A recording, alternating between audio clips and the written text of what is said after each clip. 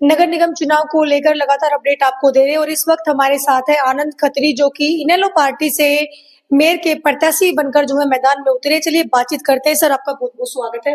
धन्यवाद। सर, सबसे पहले हम जानना चाहेंगे आनंद खत्री कौन है और आपकी जो राजनीतिक जर्नी है वो क्या रही है। 89 से मैं कांग्रेस का सक्रिय सदस्य रहा हूँ जी। 89 से मैं यूथ कांग्रेस में जुड़ा। 89 से 91 तक यूथ कांग्रेस का महासचिव रहा। जी। 91 से 2001 तक मैं जिला अध्यक्ष रहा यूथ कांग्रेस का। जी। 2002 से 2006 तक मैं हरियाणा प्रदेश कांग्रेस कमेटी लीगल सेल का महासचिव रहा। जी। उसके बाद राजीव गांधी हमारा एक ग्रामीण प्रकोष्ठ बना रखा है हमने वो कांग्रेस का, उसका जनरल सेक्रेटरी रहा और 14 तक मैं पार्टी में सक्रिय था। उसके बाद मैंने कोई पद नहीं लिया। बगैर पद के मैं आज तक पिछले 35 साल से कांग्रेस का सक्रिय मेंबर रहा हूँ। तो सर, ऐसा क्या हुआ कि इनेलो में आपको आना पड़ा और इनेलो से मेयर प्रत्याशी बनकर आप मैदान में, जबकि कांग्रेस के काफी पुराने कार्यकर्ता जो है आप रहे, क्या कारण रहा? 30 साल लगातार कांग्रेस में 35 साल रहने के बाद हमें कोई राजनीतिक कद बढ़ाने का मौका कांग्रेस ने नहीं दिया। उनकी अंदरूनी लड़ाई हर इलेक्शन में रही और जात पात के नाम पर हमारे साथ भेदभाव होता रहा। सोनीपत के अंदर पहला इलेक्शन मैंने जो देखे, 3 बार बीजेपी के बाबू देवदास को लोकदल की मदद से ही शुरुआत हुई थी। 3 बार उनको विधायक बनाया।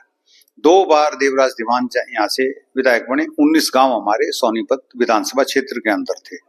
उसके बाद अनिल ठक्कर भाई हमारा है, वो विधायक बना, तब भी 19 गांव हमारे सोनीपत के अंदर थे। जी। आज भी सोनीपत के अंदर अगर मेजॉरिटी देखी जाए तो देहाती परिवेश की ज्यादा है और हमने हमेशा एक ही बात कही, भाई एक ही जाति को आप बार बार टिकट देते हो तो हमें भी मौका मिलना चाहिए।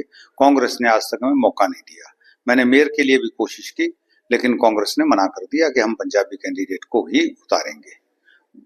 अभय चौटाला जी ने मेरे पास प्रस्ताव भेजा, हमारे पुराने संबंध उस परिवार से रहे हैं और मैं उनको मना नहीं कर पाया। उन्होंने मेरे को कहा भी जनता की सेवा के लिए आना है, तो मैंने मेयर पद के लिए इंडियन नेशनल लोकदल के सिंबल पे इलेक्शन लड़ने की उनको हाँ की और अभय भाई के कहने पर हम इलेक्शन लड़ रहे हैं। सर, कांग्रेस की बात करें, कहते हैं कि जब भी कांग्रेस का सत्यानाश हुआ है, जो कांग्रेस में जो सीनियर नेता रहे हैं उनकी वजह से ही हुआ है। आपके साथ नहीं। अगर कांग्रेस की भी सोनीपत की हम सीनियर नेतृत्व की बात करें तो पता नहीं कितने बंदों को दरकिनार इन्होंने अभी कर दिया। जैसे जसपाल अंतिल जी खेवड़ा गांव से थे, अभी डिप्टी मेयर जो है मंजीत गहलावत जी जो कि अभी बीजेपी में शामिल हुए, विजेंद्र मलिक जो सच्चे सिपाही इनके रहे हैं, अक्सर उन्हीं के साथ ही ऐसा सलूक करते हैं। क्या सोनीपत में जो हालत आज कांग्रेस की है यही कारण है? सोनीपत के नहीं, पूरे हरियाणा पूरे हिंदुस्तान के अंदर हालात यही है कि किसी भी जो कर्मठ कार्यकर्ता है कांग्रेस के अंदर उसको मौका नहीं दिया जाता। पारिवारिक पृष्ठभूमि देख के टिकट देते हैं और जो इनकी चापलूसी करता है उसको टिकट देते हैं, चाहे वो हारे या जीते। उसी के कारण से कांग्रेस आज गर्त में चली गई और आज सोनीपत, जिसको भूपेंद्र हुड्डा अपना गढ़ बताते थे, इसके अंदर उनका एक भी विधायक नहीं है। सोनीपत के अंदर इंदू नरवाल को छोड़ दो आप, बड़ौदे से 5 की 5 सीटें वो हार चुके हैं और वहां पर भी थोड़ी पार्टी की गलती रहेगी। अगर बीजेपी अगर किसी और कैंडिडेट को दे तो उनका कैंडिडेट हार जाता। कमल दीवान की बात करें, कांग्रेस पार्टी ने कमल दीवान को प्रत्याशी बनाकर मैदान में उतारा है, लेकिन अगर उनकी छवि की बात करें, लगातार उन पर टैक्स चोरी के आरोप लगते, जो पिछले चुनाव में भी उनको उपचुनाव में भरना पड़ा था। अवैध कब्जे के अभी यहाँ पर बुलडोजर चला था उनके फार्म हाउस पे, पहले भी इनके जो दीवान फार्म हाउस रेड उस पर पड़ चुकी है। तो लोग ये भी कहते हुए नजर आ रहे हैं कि साफ छवि का नेता कांग्रेस ने अब की बार मैदान में नहीं उतारा। वहीं दूसरी तरफ जिस तरीके से चुनाव लड़ने से एकदम मना कर देते हैं टिकट कटवाने के लिए, किस तरीके से आप देखते हैं? देखिए, कांग्रेस के अंदर एक प्रथा है बहुत बड़ी कि जो जितनी चापलूसी करेगा उतना ही उसको रिवार्ड मिलेगा। मैंने राजनीति के अंदर आज तक किसी की चापलूसी नहीं करी।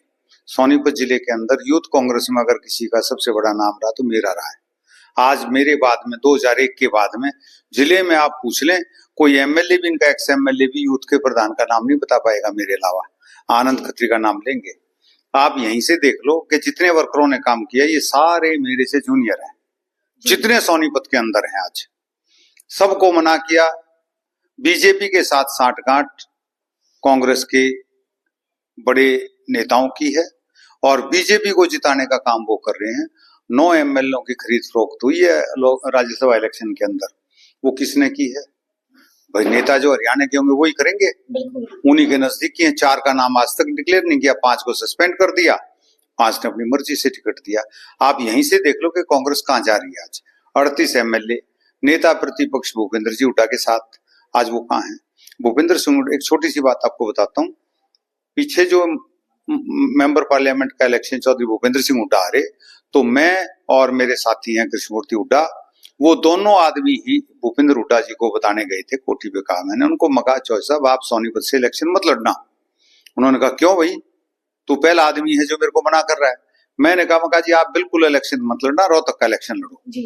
उन्होंने कहा कारण बता। मैंने कहा आप इलेक्शन आते हार जाओगे। अच्छा।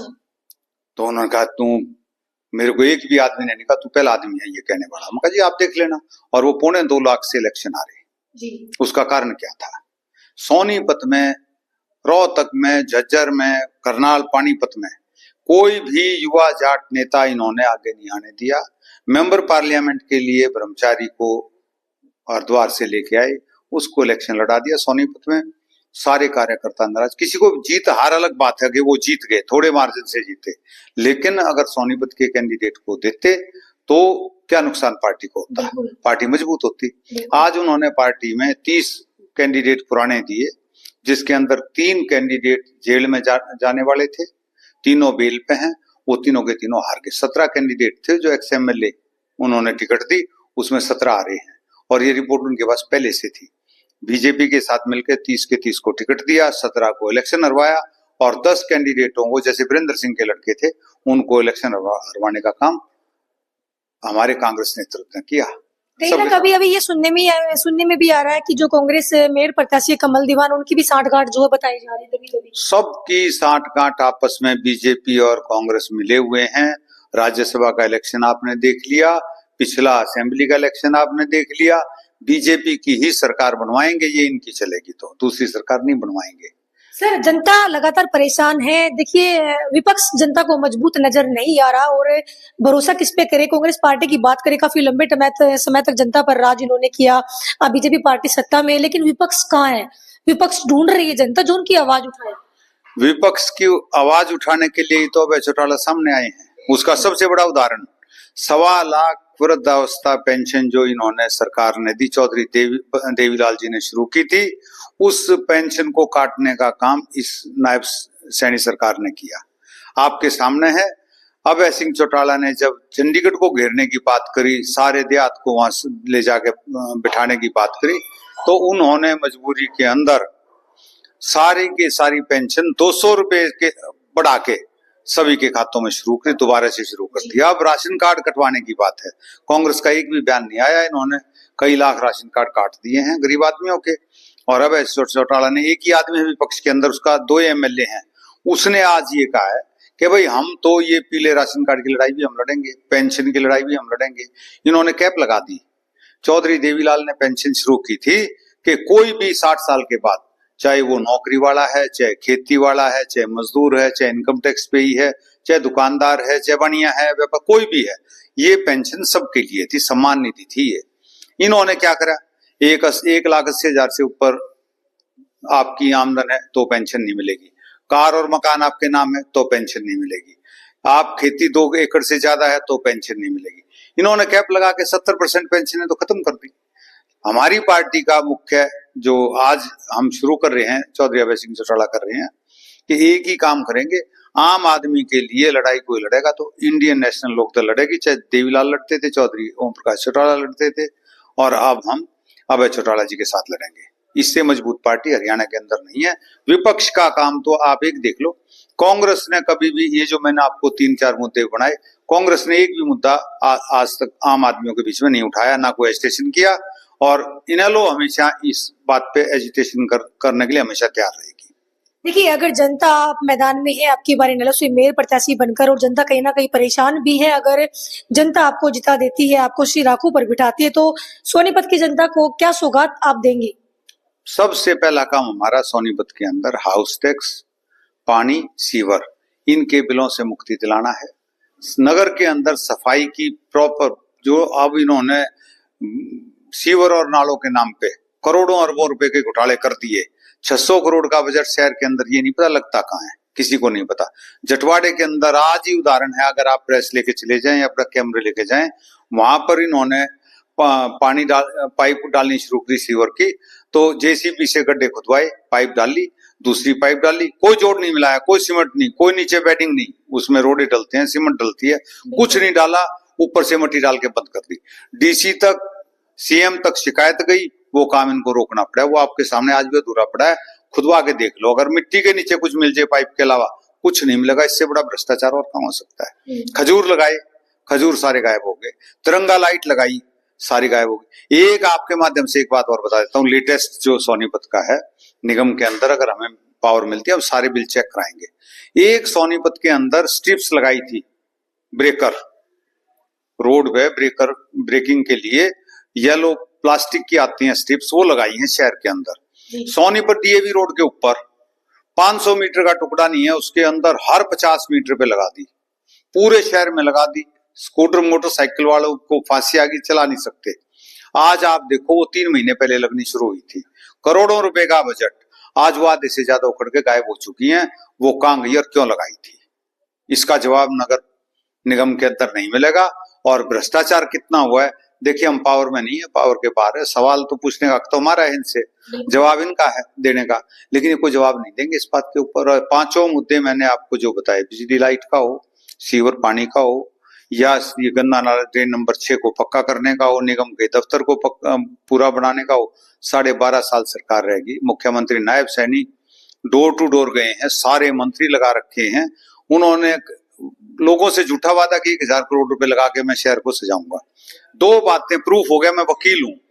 या तो इन्होंने 12 साल में काम नहीं किया, निकाय मंत्री भी कविता जैन थी, या तो 12 साल में कोई सोनीपत के अंदर पैसा लगाया नहीं। अगर लगाया तो 1000 करोड़ लगाने की जरूरत क्या पड़ी। 2 बात बताएं, पहला लगाया तो वो गया कहां, और अगले का लालच आप किस बात का दे रहे हैं। अगर आपने लगाया नहीं तो आप 1000 करोड़ कह रहे हैं, लगाया तो वो शहर में दिखाई देना चाहिए। फिर सारा मुख्यमंत्री, मुख्यमंत्री की पत्नी, मुख्यमंत्री का सारा मंत्रिमंडल सोनीपत में ward to ward, door to door वोटें मांग रहे हैं आज अपने प्रत्याशी को जिताने के लिए। छोटे नगर निगम चुनाव की बात करें तो बीजेपी पार्टी से भी मुख्यमंत्री लगातार जनता के बीच में आ रहे हैं। उनकी रैलियों में तो भीड़ तो नजर आ रही है, लेकिन भूपेंद्र हुड्डा भी, कांग्रेस पार्टी जो लगातार मुख्यमंत्री पर तंज कसती हुई नजर आई कि भाई मुख्यमंत्री को बुलाना पड़ा। अभी भूपेंद्र हुड्डा जी गीतांजलि गार्डन में पहुंचे, लेकिन वहां पर 150 बंदे भी देखने को नहीं मिले। क्या कहेंगे इस बारे में? जब आपने ही ये बात नोट कर ली कि 150 आदमी भी वहां गीतांजलि गार्डन में नहीं थे। मुख्यमंत्री की रैलियां कभी, मीटिंग कभी गीतांजलि गार्डन में नहीं होती, ग्राउंड में होती है। हमने तो कांग्रेस की ग्राउंड में करी है। ग्राउंड में रैली होनी चाहिए, उसमें पता लगना चाहिए आदमी सुनने के लिए आएगा कि नहीं आएगा। उन्होंने गार्डन में इसीलिए की कि आदमी तो आएगा नहीं, वर्कर हैं, उनको बुला लो। नंबर 2, भूपेंद्र हुड्डा ये बताएंगे 10 साल पहले उनको, 12 साल पहले हटाया क्यों था लोगों ने, उनको घर क्यों बिठाया था। 12 साल सरकार रही उनकी, 10 साल में उन्होंने किया होता तो उनकी सरकार रहती। आज वो 3 साल मेयर उनका था सोनीपत के अंदर, तो 3 साल मेयर था तो उन्होंने काम क्या किया। और पूरे 18 एमएलए को लेके भूपेंद्र हुड्डा भी सोनीपत में डेरा डाले हुए हैं। दीपेंद्र हुड्डा, भूपेंद्र हुड्डा, 18 एमएलए हैं, वो सोनीपत के अंदर डेरा डाले हुए हैं, वार्ड टू वार्ड जा रहे हैं, घर घर जाके वो कन्वेंसिंग कर रहे हैं। तो उनको ये बताना चाहिए कि भाई राज तो 10 साल आपका था, 3 साल मेयर आपका था, जिम्मेदारी आपकी बनती है। बीजेपी पे एलिगेशन आप लगाते हो और बीजेपी कांग्रेस पे एलिगेशन लगाती है। हमारी तो पार्टी, हम तो पहली बार मेयर का लड़ने के लिए इलेक्शन लेके आए हैं, अपना विजन दिया हमने। इनके पास कोई विजन नहीं है, कोई आम आदमी के को कहने के लिए इनके पास बात नहीं है। सिर्फ लुभावने वादे हैं कि भाई हम तो घुंघरू बांध दिए, हम नाच के दिखाएंगे, और नाच रहे हैं। डांस थोड़ी देखना है लोगों ने। तो मेरा राजीव भाई मेरा बड़ा भाई है, हमारे पड़ोस का ही, जटवाड़े का ही है। उसका बयान था कि भाई आपने 9 महीने पहले मेरे को घुंघरू बांधे और मेरी चाल देखी, आप मेरे को 5 साल के लिए घुंघरू बांध दो तो फिर मेरा नाच देखना। भाई 12 साल से आप लोगों का नाच देख रहे हैं, आपकी घरवाली भी मंत्री बन गई, उसका भी नाच देख लिया, आपका देख लिया, आपको शोभा नहीं देता। हिंदुस्तान के अंदर पहला आदमी होगा जो घुंघरू बांध के नाचेगा। हमने कोई आदमी घुंघरू बांध के नाचता नहीं देखा। माताएं बहनें नाचती देखी हैं, ब्याह शादियों घर में नाचती हैं, खुशी मनाती हैं। खुशी मनाओ, अपने घर में नाचो। और कोई नाचता भी है तो हमारे कोई बात दारू पी के शराब पी के, ये आजकल जवान बच्चे सड़क पे नाच लेते हैं, बाकी सब आदमी कोई नाचने की बात नहीं करता, नाचता भी नहीं है। घुंघरू बांधने की बात तो बहुत दूर की बात है। इनेलो पार्टी की बात करें, अब की बार जो पार्षद उम्मीदवार है कितने मैदान में उतारे इनेलो? हमने पार्षद नहीं उतारे थे, पार्षद 2 बीजेपी के भाग गए थे, इनके पास रुके नहीं, इन्होंने क्लर्क बना दिया। 2-2 5-5 साल 10-10 साल उनसे काम करवाया, उनको टिकट नहीं दी। आखिर में हमारे पास है, हमने उनको 2 को सिंबल दिया अपना, भाई तुम 2 कैंडिडेट हो बीजेपी के, लड़ लो। कौन कौन से वार्ड से? हमारा 19 वार्ड से है सचिन लाठिया और 22 वार्ड से है एक जोगेंद्र प्रजापत। दोनों ही हमारे कैंडिडेट से इलेक्शन लड़ रहे हैं। हमारा मेयर का था, दबाव आया कि भाई आप कैंडिडेट उतारो इसके अंदर भी, पार्षद के अंदर। तो हमने शहर के अंदर पहली बार इंडियन नेशनल लोकदल ने आपके सामने है एंट्री करी है। इससे पहले एमएलए का इलेक्शन हम सारा लड़ते थे, हमने नगर परिषद का और निगम का कोई इलेक्शन लड़ा नहीं, पहली बार लड़ा है। अभय जी ने बात की, पार्टी की मीटिंग हुई तो फैसला एक हुआ था कि जी हम निगम में मेयर का इलेक्शन जरूर लड़ेंगे, क्योंकि वो एमएलए से बड़ा इलेक्शन है, विधायक से ज्यादा वोट उसके अंदर निगम के अंदर है।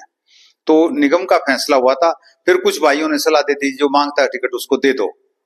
तो वो जहां पे भी हमारे से किसी कैंडिडेट ठीक लगा, ये 2 कैंडिडेट हमारे को ठीक लगे तो हमने इनको दे दिया टिकट, सिंबल दिया है, ये लड़ रहे हैं और दोनों जीतेंगे भी। निगम के अंदर हमारी लड़ाई किसी से मुकाबला नहीं है, दोनों कैंडिडेट पीछे हैं।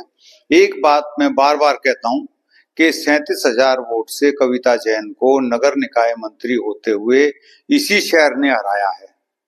37,000 वोट से मेयर के इलेक्शन में इसी कमल दीवान को 1 साल पहले सोनीपत की जनता ने हराया। मैं तो एक बात कहता हूं कि इतनी वोट से हारने के बाद ये आदमी 20-30 साल से राजनीति के अंदर है, इनको दोबारा इलेक्शन नहीं लड़ना चाहिए। मेरा तो पहला इलेक्शन है, पहले इलेक्शन में पता नहीं होता, हार भी गया तो कोई बात नहीं, लेकिन ये तो कई बार इलेक्शन लड़ चुके और इतनी वोटों से हारने के बाद जनता ने नकार दिया। फिर इनको जनता के बीच में नहीं आना चाहिए, जनता की सेवा करें, अलग बात है। बिल्कुल। तो क्या मैसेज सोनीपत की जनता को आप देना चाहेंगे कल की वोटिंग के लिए? सोनीपत की जनता को एक मैसेज है, अगर चौधरी देवीलाल की आपको नीतियां पसंद हो, अगर चौधरी ओम प्रकाश चौटाला का राज पसंद हो, आज अधिकारी किसी काम के लिए आपको दफ्तर में बैठा नहीं मिलेगा। ओम प्रकाश चौटाला जी के टाइम पे 10 बजे से लेके 11-1 बजे तक सारे एसपी, डीसी, तहसीलदार, एसडीएम बरंडे में बैठते थे, इसी कमरे में बैठने का आदेश नहीं था उनको, और आम आदमी कोई जाता था वो काम करवा के आता था। एक और आपको बता दूं, हरी पगड़ी पहन के कोई बुजुर्ग किसी दफ्तर में चला गया चौधरी देवीलाल के और ओम प्रकाश चौटाला के राज में, डीसी एसपी खड़े होकर उसकी बात सुनते थे और काम करके भेजते थे वापस, शिकायत का मौका नहीं मिलता था।